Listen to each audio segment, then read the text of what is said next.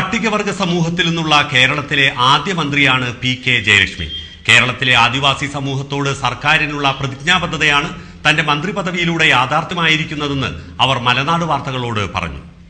വയനാട് ജില്ലയിലെ ആദിവാസി സമൂഹത്തിൽ നിന്ന് തലക്കൽ ചന്തുവിന്റെ പിൻതലമുറക്കാരിയായി പി.കെ. ജയലക്ഷ്മി നിയമസഭയിലേക്ക് എത്തുന്നു എന്ന് കേട്ടപ്പോൾ തന്നെ വയനാട്ടുകാരാകെ സന്തോഷത്തിലായിരുന്നു. എന്നാൽ അവരുടെ സന്തോഷം ഇപ്പോൾ ഇരട്ടിയായി വർദ്ധിച്ചിരിക്കുകയാണ്. മലനാടിന്റെ പ്രേക്ഷകർ മുമ്പ് ആശംസിച്ചിരിക്കുന്നത് പോലെ പി.കെ. ജയലക്ഷ്മി മന്ത്രിയായി നാളെ സത്യപ്രതിജ്ഞ ചെയ്യാൻ പോവുകയാണ്. ഈ നിമിഷം വയനാട്ടിന്റെ മലനാടിന്റെ പ്രേക്ഷകരോട് എന്താണ് ജയലക്ഷ്മിക്ക് പറയാനുള്ളത്? ദൈവാനുഗ്രഹമുള്ളതുകൊണ്ട് മാത്രമാണ് എനിക്ക് ഇന്ന് ഇവിടെ എത്താൻ കഴിഞ്ഞത്.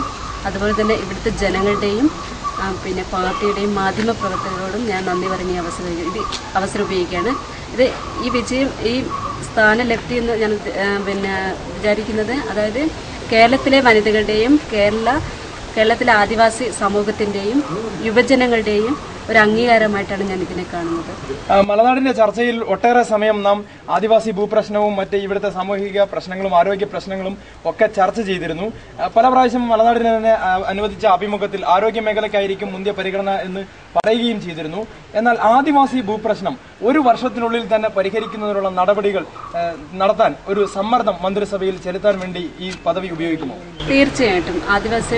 ഞാൻ ആ സമൂഹത്തിൽ ജനിച്ചു വളർന്ന ഒരു വ്യക്തി എന്ന നിലയിൽ ആദിവാസികളുടെ ഭൂമി സംബന്ധിച്ചുള്ള ഒരുപാട് വിഷയങ്ങൾ, ഭൂരഹിതരെ ഒരുപാട് ആദിവാസി കുടുംബങ്ങൾ നമ്മുടെ കേരളത്തിലും അതോടൊപ്പം വയനാട് ജില്ലയിലും ഉള്ളതുകൊണ്ട് എനിക്ക് വയനാട് ജില്ലയെ സംബന്ധിച്ച് നേരിട്ട് അറിയുന്നത് കൊണ്ട് തന്നെ അത്തരം പ്രശ്നങ്ങൾ പരിഹരിക്കുന്നതിന് മന്ത്രിസഭയിൽ എല്ലാവരായിട്ടും കൂട്ടായിട്ട് ആലോചിച്ച് അതിനു വേണ്ട നടപടിയായിട്ട് മുന്നോട്ട് പോകും.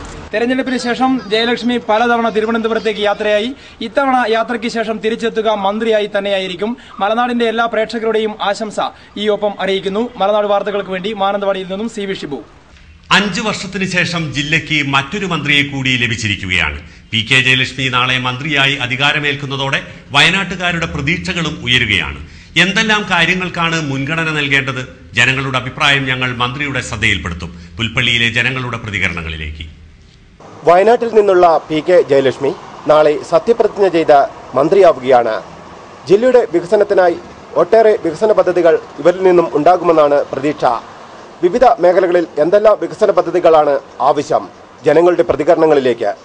വയനാട് ജില്ല ഇന്ന് നേരിടുന്ന ഏറ്റവും വലിയ ഒരു പ്രശ്നം, അല്ലെങ്കിൽ ഏറ്റവും അത്യാവശ്യമായി നമ്മുടെ മന്ത്രി ചെയ്യണമെന്ന് ഞങ്ങൾ ആഗ്രഹിക്കുന്ന ഒരു വിഷയം, വയനാട് ജില്ലയ്ക്ക് ഒരു സൂപ്പർ സ്പെഷ്യാലിറ്റി ഹോസ്പിറ്റൽ ലഭിക്കുക എന്നുള്ളതാണ്.